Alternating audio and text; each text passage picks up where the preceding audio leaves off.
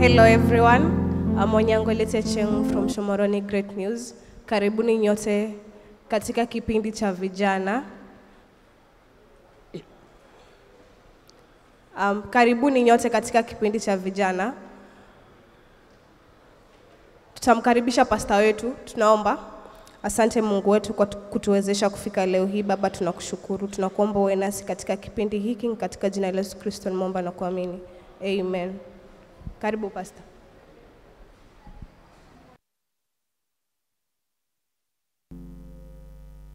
Karibisha na shukuru sana dada Leti kwa kunikaribisha. Nachukua nafasi kuweza kukaribisha nyote katika kipindi hiki cha siku ya leo, ambao tunashukuru tena Mwenyezi Mungu ametupatia nafasi tukaweze kusikia mashauri kwa ajili ya vijana. Ningependa kuweza kumkaribisha dada Leti hapa nikaweze kumuuliza maswali matatu yanayohusiana na mafundisho ya siku ya leo. Labda tu kwa kuweza kutangulia, nashukuru sana ya kwamba umeweza kunikaribisha dada mrembo kabisa ambao Mwenyezi Mungu ameweza kutuajalia naye na siku ya leo. Ningekuuliza tu labda pengine unafahamu changamoto ambazo zinazowafanya vijana wakaweze kufanya maamuzi yasiyofaa, ambazo unazozifahamu ni gani? Okay. Nikikupata vizuri ni umuulizea challenges za vijana. Yes. So challenges ambazo vijana wanapitia ni kama peer influence. Whereby we get peer influence from our age mates ama peers to do some things that are not in Christianity. Yes. Asante sana, nashukuru. Wewe kama kijana, wazazi wana mtazamo ambao wanaokutizamia nao. Zaidi ya wazazi, jamii iko na matarajio kutoka kwako. Unapambana vipi na maisha yako na matarajio ya familia pamoja na jamii? Expectations, right? Yes. So expectations, you just have to set your boundaries. Like, sio lazima ufanye kila kitu yenye someone is expecting from you. Just do what is right. Yeah. Asante sana, nashukuru sana kwa ajili ya jibu hilo. Labda pengine ningeweza kukuuliza tu, safari yako ya Ukristo imekusaidia vipi katika kuweza kupambana na changamoto za ulimwengu huu? Transformation ya Christianity. Yes. So Christianity has enabled me, it has equipped me with the knowledge of appreciating others and living with love among the community. Thank you. Asante sana, nashukuru dada Leti kwa ajili ya majibu hayo mazuri. Karibuni sana katika kipindi chetu cha leo. Siku hii ya leo tungependa kuweza kuangalia ni vipi ambavyo tutaweza kuepuka mitego ambayo iko katika maisha yetu. Vijana tunakumbana na mitego mingi ambayo inatusukuma kufanya maamuzi ambayo hayafai. Na wakati mwingine ungetamani ya kwamba kama ungepata nafasi ukaweze kuandika tena historia ya maisha yako, labda pengine ungefanya tofauti zaidi. Wale ambao wamekuwa katika kizazi chetu, kuna filamu ambazo ziliweza kuwa za wakati ule, ilikuwa inaitwa Gods Must Be Crazy. Filamu ile inatangulia na kuonyesha nchi moja ambayo iko na watu wanaoishi katika mazingira mawili tofauti.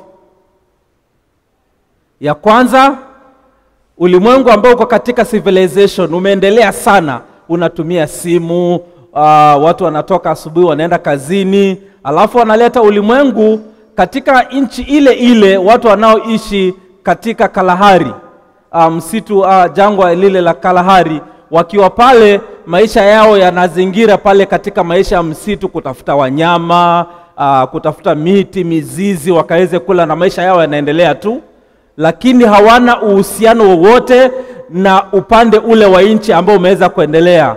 Ndipo mtu mmoja mwenye kutunza mazingira akawa anatembea juu katika sehemu ile ya Kalahari. Wakati alipokuwa akiweza kutembea, akanywa soda, akamaliza, akafungua dirisha la soda, akatupa ile chupa ya soda. Ile chupa ilishuka mpaka ikaanguka chini mahali pale ile jamii ilikuwa inaishi. Yule mzee ambaye alikuwa kiongozi wa ile familia akaokota chupa ile. Akajiuliza, miungu imetutumia nini leo? Akachukua chupa ile, akaenda nayo nyumbani, akasema ya kwamba kuna chombo hapa ambacho miungu imeweza kututumia.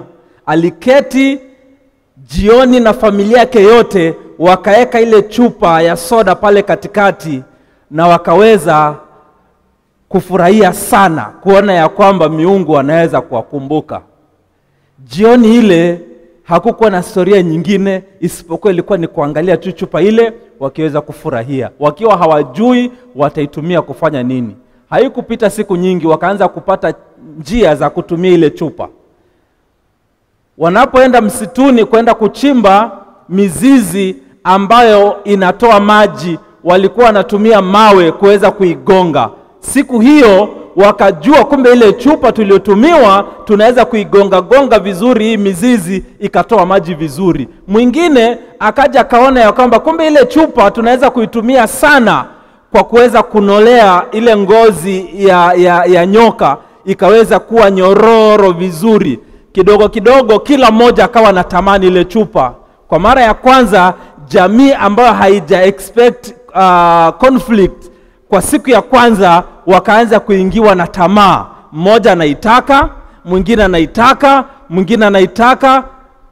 Mmoja akaweza kwenda kuipokonya kwa nguvu na akachukua akaweza kugonga mwenzake. Hiyo siku walikuwa na huzuni sana. Wakachukua ile chupa wakaweza kuweka katikati, wakasema yani hivi kumbe miungu ilituletea kitu ambacho kilikuwa kitakuja kutuathiri wenyewe. Wakaamua hatukihitaji tena, tunakiregeshea miungu. Akaenda mahali kwenye alikipokea, akakirusha juu miungu achukue. Hawakuchukua, ikarudi tena chini. Akarusha tena juu, ikarudi chini. Akajua kwamba wamekikataa hata wao. Akachukua akakichimbia chini akakiweka.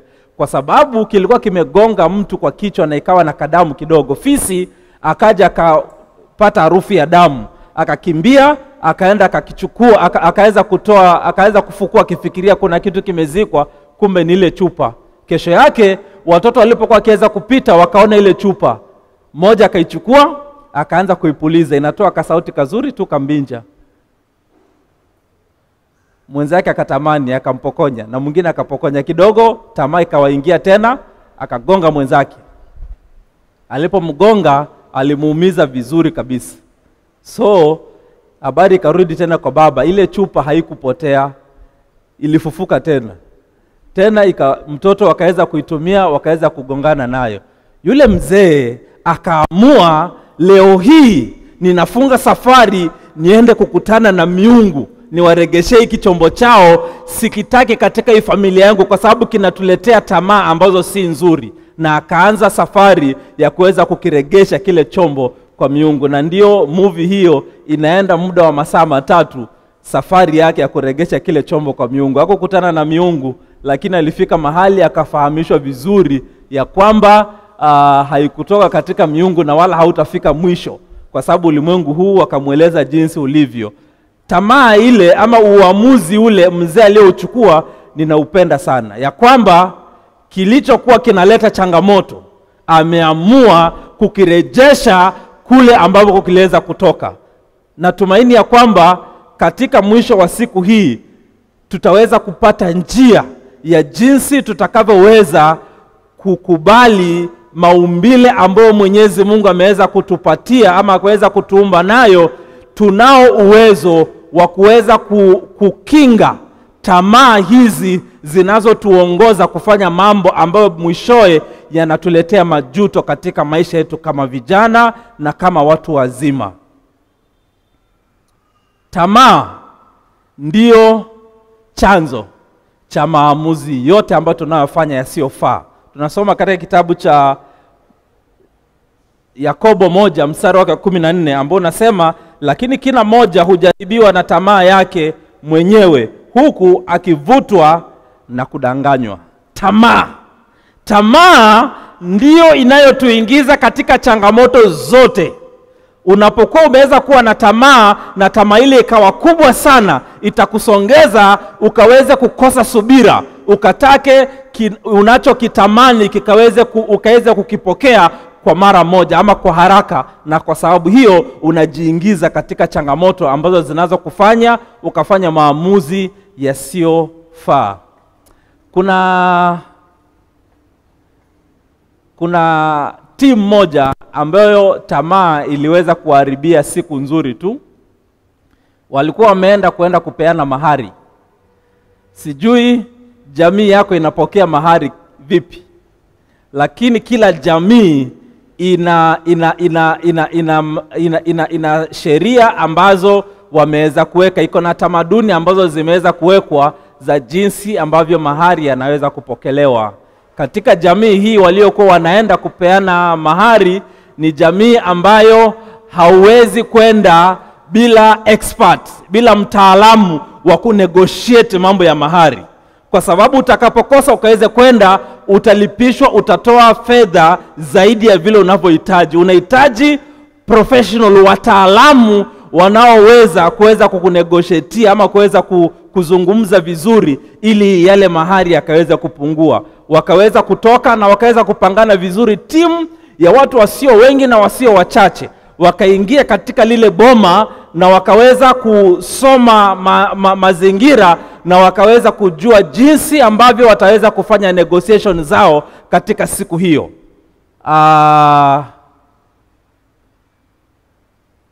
Walielezewa ile mahari wakashtuka, lakini kwa sababu walikuwa na wale wataalamu waliweza kuwasaidia. Waliambiwa mahari katika jamii yetu ama katika familia hii, tuliketi na tukaweza kuelewana ya kwamba hakuna kupunguza, ni ng'ombe 60. Mmoja wa wale wataalamu wakasema sawa kabisa, sisi tumekuja na ng'ombe 60, lakini hatujakoja na ng'ombe 60 ambazo zinatembea. Ng'ombe zetu ziko katika mfuko, tuambieni ng'ombe yenu ni pesa ngapi? Wale wenye familia wakasema ng'ombe ni shilingi 20,000 moja. Wakapiga mahesabu ile mfuko yao, wakajua hapa tukisema tunaenda katika njia hii hatutaweza. Mmoja akachukua nafasi akamwambia sawa kabisa, hapa tuko kwa kuweza kutengeneza uhusiano mzuri, tunataka tukitoka hapa tukaweze kuwa ni familia ambazo zinaelewana vizuri kabisa. Walipokusha kuweza kuzungumza hivyo, akasema hapo kwenye mmeweza kuweka hiyo gharama ya ng'ombe mmoja imewekwa juu sana, kiango ya kwamba mnataka tukaweze kuanza kwa kukosana, tungependa tukaweze kufurahia hadi mwisho, na kwa sababu hiyo ninaomba ya kwamba mkaweze kupunguza. Mwingine akaweza kutoa bei nyingine, mwingine akatoa nyingine. Mwisho wa siku ile ng'ombe ilitoka shilingi 20,000 na ikapokelewa na shilingi 1,000. Wakatoa 60,000, wakawa wamemaliza mahari. Walipomaliza ni wakati wa kula, wakaketi mezani sasa wakaweza kupokea chakula. Walikuwa wameandaa vizuri kabisa wakijua kama tunapokea wako wetu siku ya leo. Sasa katika nyumba hii wanaenzi sana kuku, na wanafahamu ya kwamba zile vipande vya kuku kila moja kimewekewa, kila moja kina masharti vile ambavyo kinavyoliwa. Wakajua kwamba hii mkutano wa leo utakuwa na watu wengi, hatungependa watu wang'ang'anie firigisi. Wakaenda wakanunua, siku hizi unaweza zipata nyingi. Kitambo ni kuku moja inapochinjwa, firigisi ni moja inawekewa mwenye nyumba, lakini siku hizi unaweza kwenda kwa wale wanaochinja kuku akakuuzia tu firigisi peke yake. Sasa ile familia ilisema hatutasumbuana na firigisi, nyama zingine zote zimetengenezwa, meza imetandazwa vizuri, lakini wakahakikisha ya kwamba wameweza kuleta firigisi na ikatengenezwa vizuri. Ilichukuliwa, ikaweza kuwekwa kwa viungo, ikalala masaa 24, ikaweza kuchukuliwa, ikaweza kuziwa, walichemsha ama waliweza kukaranga, wakamaliza, ikamaliziwa tena katika mafuta. Sasa ikaja vikiwa vipisi vingi tu katika bakuli moja kubwa ambalo liliwekwa katikati pale ya meza. Pale Ikawa watu wanakula tu, unachika chakula chako unakula, lakini muda kwa muda unasongeza mkono pale katikati ya bakuli kwenye firigisi, unaokota kadha, unaweka kwa sahani, unaendelea kuweza kula. Wakafanya hivyo mpaka firigisi, ile sahani ikabakia na firigisi moja peke yake. Ilipobakia moja, wakaanza kuambiana, mimi niko sawa, chukua. Mwingine anamwambia mwenzake, mimi niko sawa kabisa, chukua wewe. Wakaizungusha hivi, kawa wote kila mtu ametosheka, hahitaji. Alafu bahati mbaya stima ikapotea. Alafu mikono yote ikaenda pale kwa firigisi, stima ikarudi. Sasa hao wenye wameleta mahari na wale wenye wamepika wote wako katika meza moja, wakaona ule uhusiano mzuri unaenda kuharibiwa na tamaa ya utamu uliokuwa katika ile bakuli. Siwezi jua ile mkutano uliweza kuisha vipi, lakini mkutano uliisha, lakini kisa hicho hakikurudiwa wakati wa harusi. Hakuna mtu angetaka kikaweza kurudiwa, kwa jinsi ambavyo tamaa yao iliweza kuwatia aibu kiwango cha juu sana. Tamaa ni mbaya, inaweza kukuongoza ukafanya maamuzi mengi yasiyostahili. Wanasaikolojia mmoja alijaribu kuweza kuingia katika research na akaweza kutambua ya kwamba tabia ama mawazo, jana tulifundishwa juu ya moyo ambao maandiko matakatifu yanaweza kuzungumzia, ambayo ni mawazo na akili zetu, yanaongozwa yanakuwa na level 3 za maamuzi, ambayo level ya mwisho ni ile level ambayo unafanya maamuzi kwa jinsi ya ukomavu wa hali ya juu kabisa. Ameigawanya katika njia hiyo kusaidia mtu akaweze kujielewa vizuri, akaweze kujielewa jinsi tamaa yake inaweza kudhibitiwa na jinsi anavyoweza kuwekeza sana akajisaidia kufanya maamuzi ambayo ni ya sawa. Anasema hivi ya kwamba hatua ya kwanza ambayo inaongoza maadili yetu ni tamaa ya awali ama silkia. Hatua hii ni hatua ambayo inatumia kanuni ya kujishibisha ama inaongozwa na ubinafsi. Wakati mtu anapotamani ama anaposikia kuweza kwenda haja ndogo, ninatumaini ya kwamba mmeona hasa sisi wanaume jinsi ambavyo hatujipatii mzigo. Unatoka unaenda unaona mahali pameandikwa usikojoe hapa. Ile saa unaona hiyo alama usikojoe hapa, ndio time unajua kwamba ni wakati wangu kufanya nini? Unakuta mwanaume anajisaidia hapo. Hiyo ni ile kanuni ya kwanza kabisa ya kufanya maamuzi. Unatimiza haja ya mwili huu. Wakati ninapokuambia nataka kuweza kukojoa, hauulizi maswali mengi. Unaenda unafanya nini? Unakojoa mara moja. Lakini hatua ya pili ambayo ikiisha inaingia katika hatua ya tatu ya kufanya uamuzi. Hatua ya tatu ni ile hatua ambayo inaingiza mawazo yako katika maswali na kuuliza, je, hapa ndipo pasawa pa kuweza kujisaidia? Kama si pasawa, inakupatia uamuzi. Inatakana ukaweze kutafuta pale ambapo ni pasawa kabisa, ambapo ni utafute kama kuna mahali kuna choo ama kuna sehemu ya kuweza kujisaidia ya umma, ukaende ukaweza kujisaidia. Iwapo kama akili inafanya vizuri, utaweza kujua ya kwamba hakuna mahali ambapo kuna public facility ambayo haina mahali pa kujisaidia. Unajua hata supermarket ndani, wapo kama unataka kuweza kujisaidia ukiwa ndani ya supermarket, ukienda kwa ile mhudumu ambie kwamba nimebanwa, ningependa kuweza kujisaidia sasa hivi. Iko mahali, lakini si kila mtu ataweza kuweza kujua, lakini pako mahali pa kuweza kujisaidia. Lakini kanuni ya pili ni kanuni ya mtu ambaye angependa kuweza kujisaidia mahali popote, lakini anataka kuweza kuchunga maadili yake ili watu wasije kumuone kama anafanya hivyo. Na kwa sababu hiyo, hii ni kanuni ya ndumakuwili. Anataka kuweka mguu hapa na anataka kuweza kuweka mwingine katika sawa, lakini mwingine unamvuta katika tamaa kuweza kufanya maovu. Hatua hizi tatu ndizo za msingi zinazoongoza mawazo yako kuweza kufanya maamuzi. Iwapo kama utatilia maanani ile kanuni ya kwanza, utafanya maamuzi kwa haraka na ukafanya makosa. Wakati utakapokuwa umeweza kukamilisha maamuzi hayo, ndio unaanza kuweza kujirudi, unaanza kuweza kujuta. Kwa nini singeweza kuvumilia kidogo? Kwa nini singeweza kuweza kujidhibiti kidogo? Kwa nini singeweza kuweza kuvumilia nikaweza kufanya kile ambacho ni cha sawa?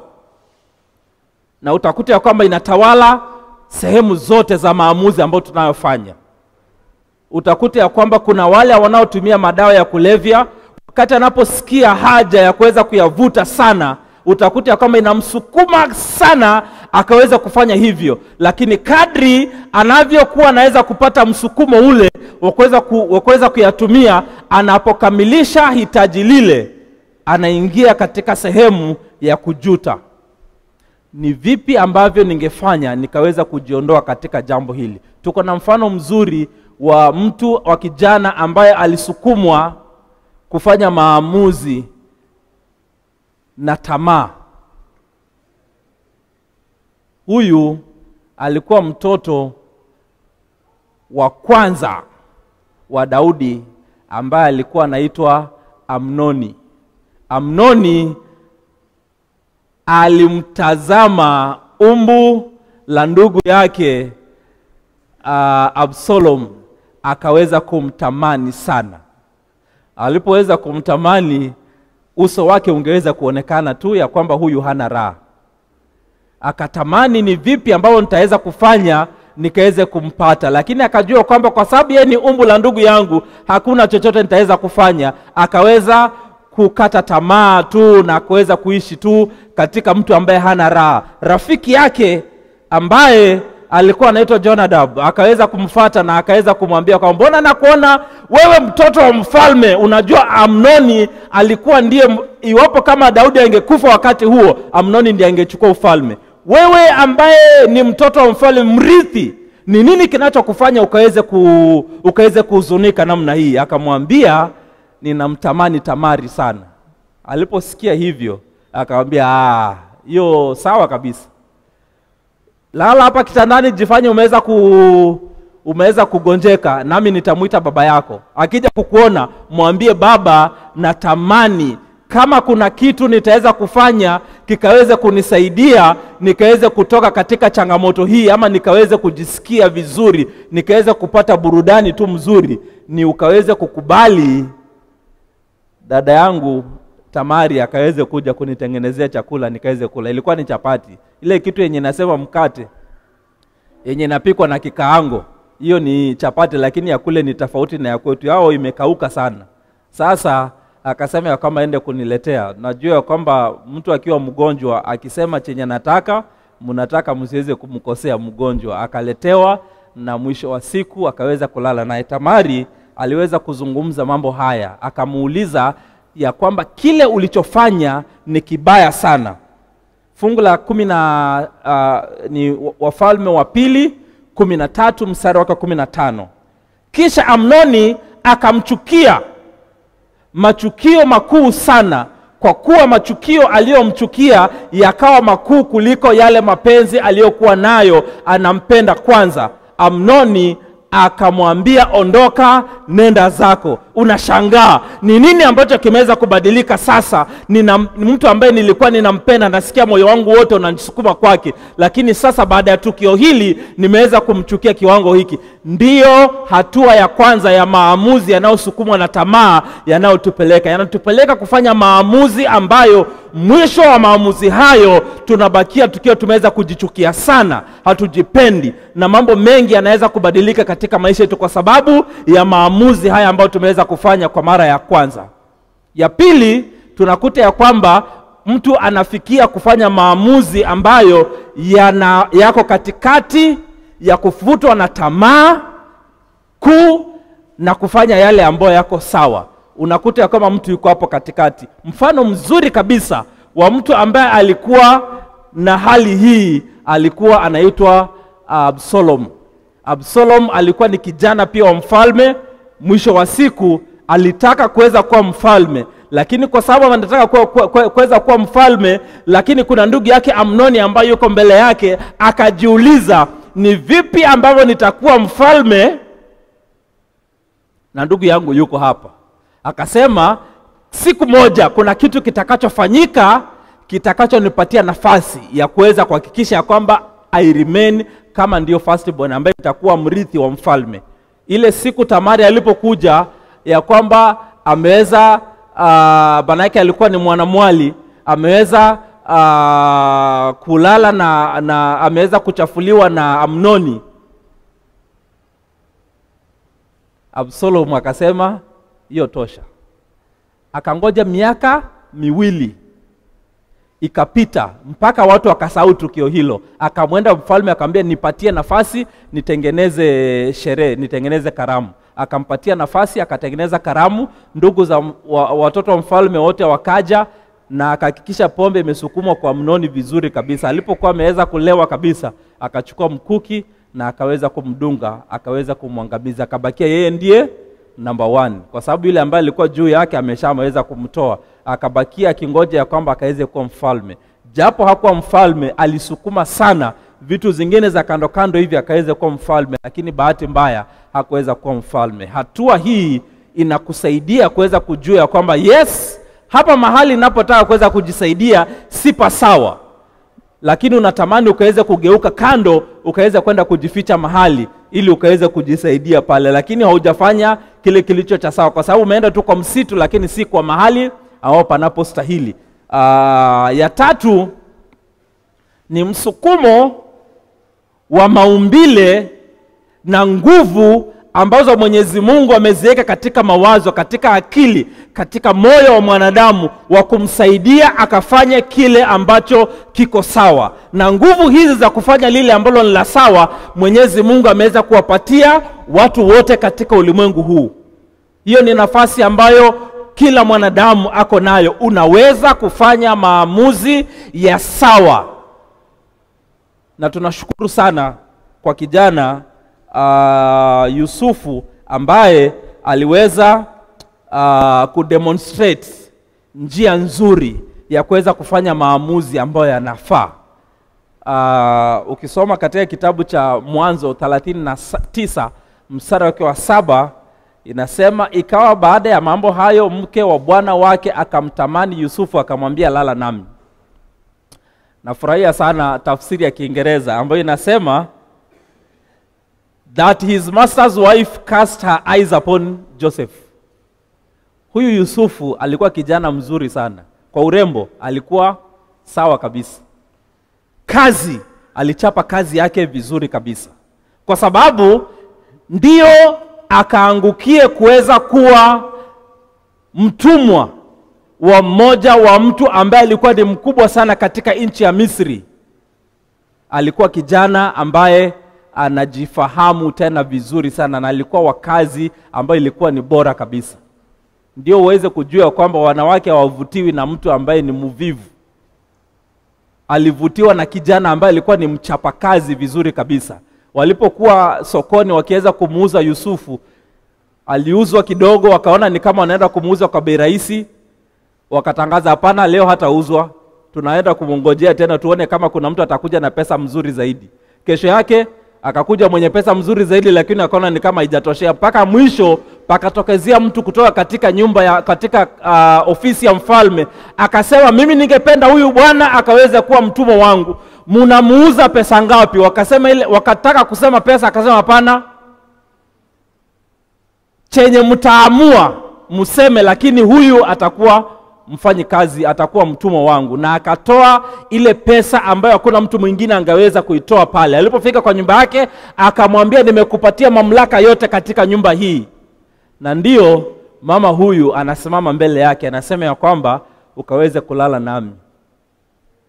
Baba yake alikuwa hayuko hapo, mama yake alikuwa hayuko hapo, hakuna hata kuhani yoyote ambaye alikuwa Misri wakati huo ambaye angeweza kusema ya kwamba basi Yusufu ameweza kufanya maasi haya. Hakuna yoyote aliyekuwa karibu wa kumonyesha amefanya uamuzi ambao si mzuri. Lakini kando na ya kwamba hakuna mtu yote ambaye alikuwa karibu wa kuweza kumnyoshea kidole amwambie kwamba umekosea, alifanya uamuzi wa sawa. Akasema nitafanyaje kitendo kibaya namna hii nikaweze kumkosea Mungu wangu. Akafanya uamuzi wa sawa uliompeleka gerezani, lakini mwisho wa siku aliweza kushinda. Alichopata kwa kukataa hili ilikuwa ni bora zaidi kuliko faida yote ambayo angeweza kuipata katika maisha yake. Kijana unayenisikiliza, una nguvu ya kujikwamua kutoka maamuzi ambayo ni mabaya. Fanya uamuzi leo hii ukamtegemee Mwenyezi Mungu, naye atakuongoza ukafanye maamuzi yaliyo ya sawa kabisa. Mungu akaweza kukubariki. Ninaomba. Mtakatifu Baba uishiye juu mbinguni, tuko katika bonde la kufanya maamuzi kama vijana. Tusaidie ili ya kwamba tukafanya maamuzi ya sawa yanayokuwa mbali na tamaa zetu. Ni katika jina la Yesu Kristo tunaomba na kuamini. Amen. Amen, amen, amen. Naamini vijana basi